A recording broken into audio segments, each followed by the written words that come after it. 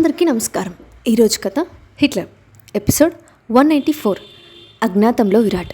ఇక స్టోరీలోకి వెళ్తే, విరాట్తో మాట్లాడాలని ప్యాలెస్కి వచ్చిన కావ్యను సెక్యూరిటీ లోపలికి అనుమతించకపోవడంతో గేట్ బయట నిలబడి పిచ్చి పిచ్చిగా అరుస్తూ ఆవేశపడింది. ఉదయం అనగా అక్కడికి చేరుకున్న కావ్యకు సాయంత్రమైన విరాట్ జాడ లభించలేదు. పచ్చి మంచినీళ్ళు కూడా ముట్టుకోకుండా విరాట్తో మాట్లాడాలని పంతంగా ఎదురు చూస్తున్న ఆమెకు కాసేపటికి నీరసం కమ్మేసింది. ఆమె పరిస్థితి గమనించిన పర్సనల్ సర్వెంట్ మంగకి భయమేసి, కావ్యమ్మ, ఎవరికోసమో మీరు ఇక్కడ పడిగాపులు కాయడం నాకు అస్సలు నచ్చలేదు. ఇంట్లో లేని మనిషి మీరు ఎంతసేపు ఎదురు చూసినా వస్తారా? అనవసరంగా ఇక్కడ ఉండి మీ ఆరోగ్యాన్ని చెడగొట్టుకోవడం కంటే ఇంటికి వెళ్ళిపోయి మళ్ళీ రావడం మంచిది కదా అని నచ్చచెప్పే ప్రయత్నం చేసింది. పట్టుదల వదలని కావ్య, లేదు మంగ, ఈసారి విరాట్తో మాట్లాడకుండా నేను ఇక్కడి నుంచి కదిలే ప్రసక్తే లేదు. నాకు కనిపించకుండా ఎన్నాళ్ళు దాక్కుంటాడో నేను చూస్తాను. ఈరోజు కాకపోతే రేపు బయటకు వస్తాడు కదా. తన కోసం ఇక్కడ ఎదురు చూస్తానని తెలిస్తే కనీసం అప్పుడైనా నా ప్రేమ గురించి ఆలోచిస్తాడు కదా. అతని మీద కొన్ని సంవత్సరాలుగా నేను పెంచుకున్న ప్రేమని ఎవరి కోసం వదులుకోవడం జరగదు. ఈసారి ఎలాగైనా విరాట్ను దక్కించుకొని తీరుతాను. ఆ విషయంలో నన్నెవరూ ఆపలేరు. అందం, స్టేటస్ అన్నిట్లోనూ హాస్ని కంటే నేనే ఎక్కువ. నన్ను కాదనుకొని దానికోసం వెంపర్లాడటం నేను సహించలేకపోతున్నాను.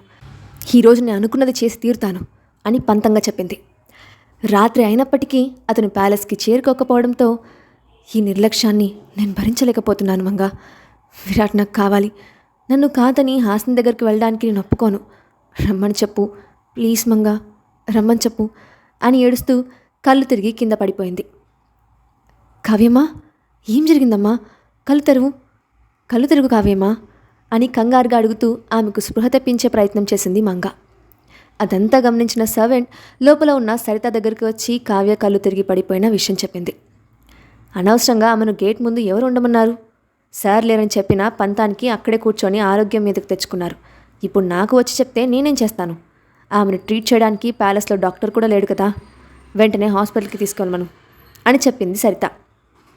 హాస్ని విషయంలో ఆమె చేసిన పని తెలిసిన సరిత హర్షించుకోలేకపోయింది. తమ మేడంని బాధపెట్టిన ఆమె ప్యాలెస్లోకి అడుగుపెట్టడం ఎంత మాత్రం ఇష్టం లేదు. పైగా విరాట్ ఆమెను తన అనుమతి లేకుండా లోపలికి పంపడానికి వీల్లేదనిచ్చిన ఇన్స్ట్రక్షన్, వార్నింగ్ కూడా వాళ్లకు ఉపయోగపడ్డాయి. స్పృహలో లేని కావ్యను ఇంటికి తీసుకువెళ్ళి గదిలో పడుకోబెట్టింది మంగ. కాసేపటికి డాక్టర్ వచ్చి ఆమెను చెక్ చేసి స్పృహలోకి రావడానికి ఇంజెక్షన్ చేసి వెళ్ళిపోయాడు.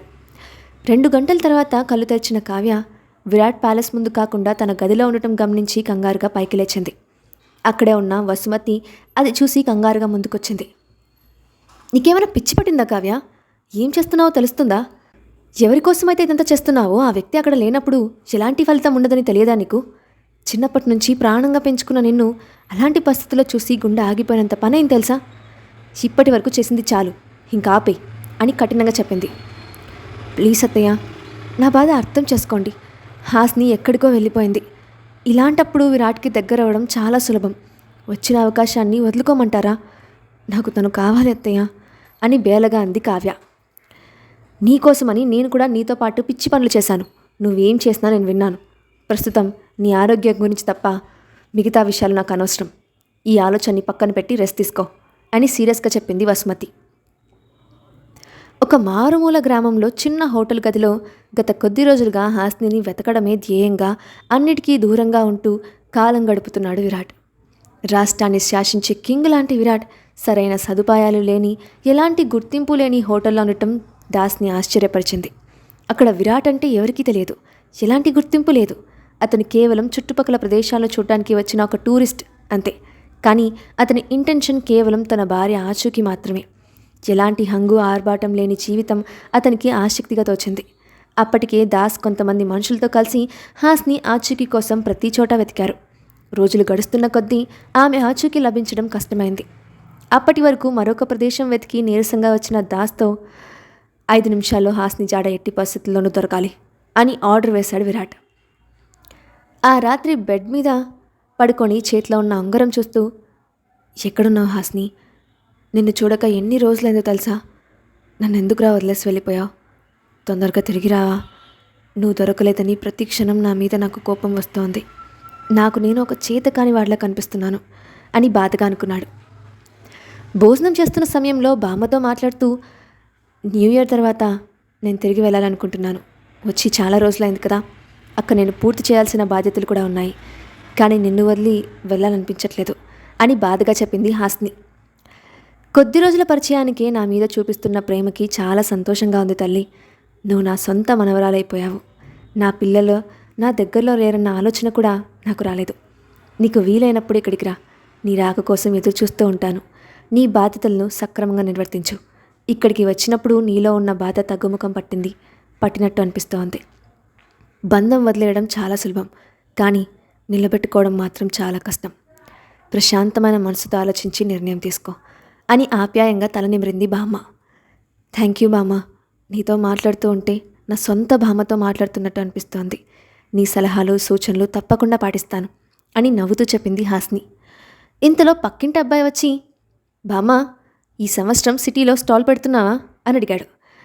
ఇంకా ఏం అనుకోలేదు నాయనా, ఒంట్లో కాస్త నలతగా ఉంది, ఒక్కదాన్నే చేయగలనా లేదా అని ఆలోచిస్తున్నాను అని చెప్పింది బామ్మ. ఒకవేళ పెట్టాలనుకుంటే రేపు పొద్దున నేను అక్కడికి వచ్చి ప్లేస్ సెలెక్ట్ చేసుకోవచ్చు కదా అని అడిగింది.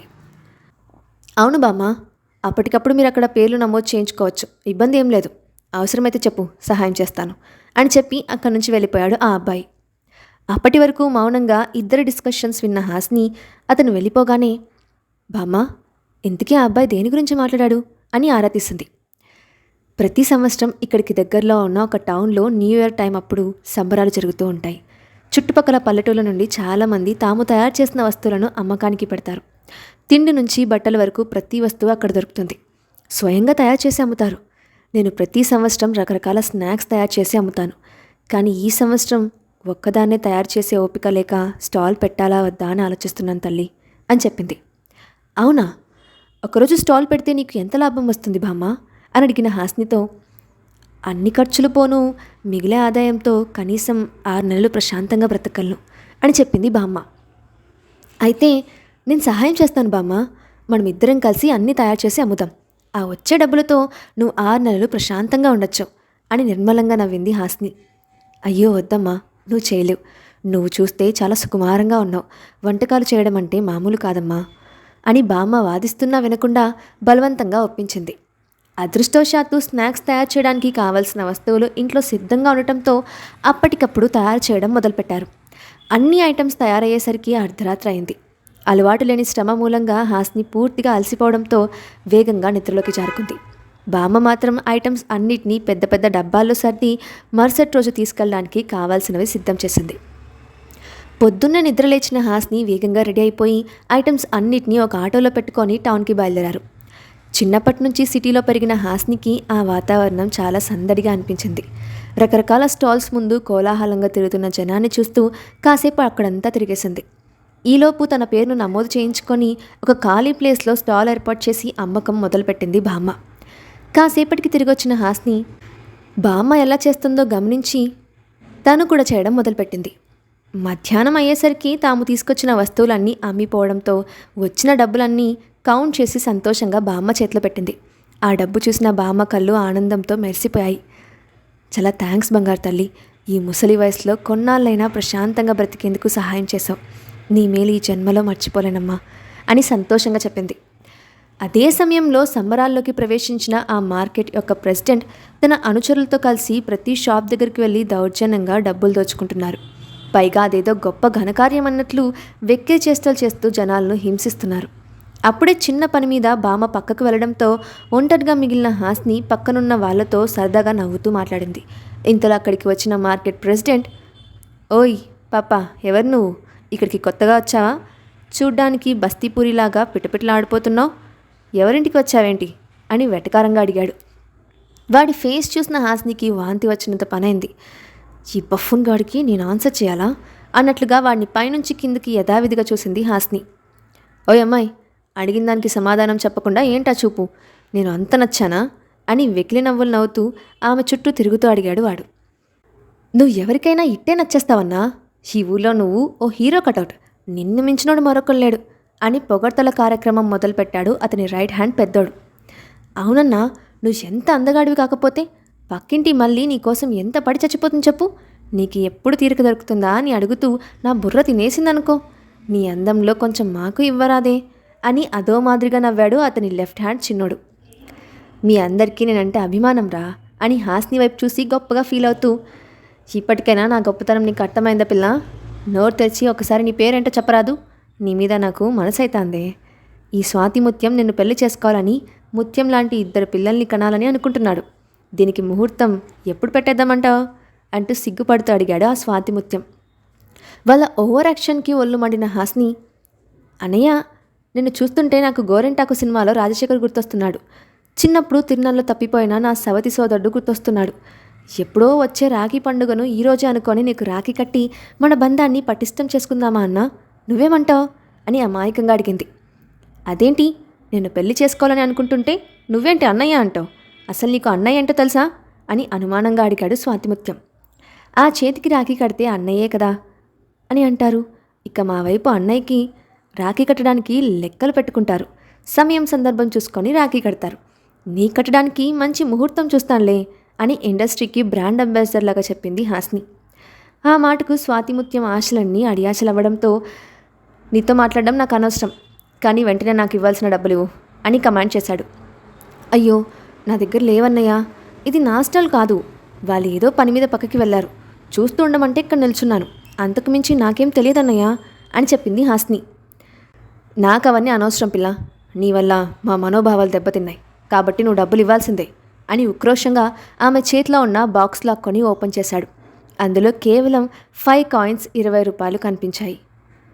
నీ దగ్గర ఇంత తక్కువ డబ్బులున్నాయని అనుకోలేదు అంటున్న అతని వైపు ఊరగా చూస్తూ, ఏదో పేదవాళ్ళమన్నయ్య, అంతకుమించి మా దగ్గర ఏముంటాయో చెప్పు అని దిగులుగా మొహం పెట్టింది. పిల్ల దొరక్క పైసలు దొరక్క అనుచరుల ముందు ఫూల్ అయ్యానని ఫీల్ అయిన స్వాతిముత్యం హాస్ని చేతిలో మొబైల్ లాక్కొని, నీ మొహం చూస్తుంటే డబ్బున్న అమ్మాయిలా ఉన్నావు, ఈ మొబైల్ చూస్తే ఖరీదు ఎక్కువ అని అర్థమవుతోంది, వెంటనే దీన్ని నమ్మేసి సొమ్ము చేసుకొని వస్తా, అప్పటి వరకు నువ్వు ఇక్కడే ఉండు అని ఇతర అనుచరులను ఆమె దగ్గర నిలబెట్టి సెకండ్ హ్యాండ్ మొబైల్స్ కొనే షాప్కి వెళ్ళాడు. ఆ షాప్ వాడు అది చాలా ఖరీదైన మొబైల్ అని, కేవలం ధనవంతులు మాత్రమే వాడగలిగే రేర్ పీస్ అని, కొనడానికి తనలాంటి సామాన్యులకు సాధ్యం కాదని తిప్పి పంపించాడు. వాళ్ళు తిరిగి అక్కడికి వచ్చేసరికి హాస్ని కనిపించకపోవడంతో తన అనుచరులు అడిగాడు స్వాతిముత్యం. మీరు వెళ్ళిన వెంటనే ఎవరో ఒక బామ్మ వచ్చింది, వాళ్ళిద్దరూ మాట్లాడుకొని మేము ఏమర్పాటుగా ఉన్న సమయంలో బండరాయితో నెత్తి మీద కొట్టి ఇక్కడ నుండి పారిపోయింది అని ఏడుపు మొహంతో చెప్పాడు ఒక అనుచరుడు.